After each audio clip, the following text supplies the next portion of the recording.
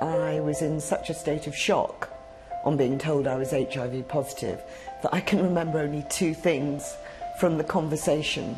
Myself saying, "I can't die, my daughter needs me," and the male nurse saying, "You could live to be 100. Jo Josh was diagnosed with HIV when she was 58.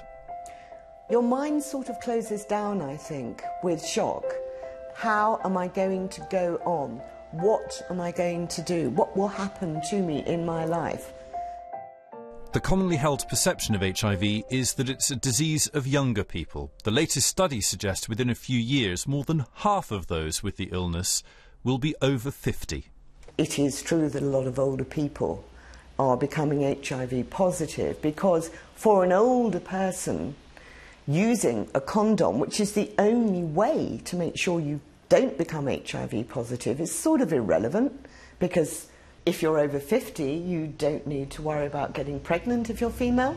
Not from an era or generation where sexually transmitted diseases were an issue. Jo has been helped to cope with her illness by talking to others at places like this, the charity Body and Soul. A study released today shows there is still huge fear and stigma attached to a diagnosis of HIV. Jo has found it hard to tell other people. People you don't know very well will judge you. He deserved it, he was gay. She deserved it, she slept around. They deserve it, they're ignorant. That sort of thing. Lots of people who live with HIV are exactly like me. None of us are bad people. This is something that happened. It could happen to you. It could happen to anyone. In the same way that changes in the treatment of the illness mean it's no longer a killer, Jo believes attitudes also need to change. I want other people like me not to be afraid, to feel normal. I want people to see it as something normal that could happen to anyone.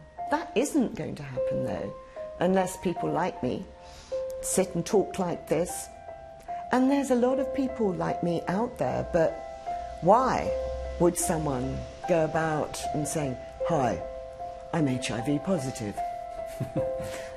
Not going to happen, is it?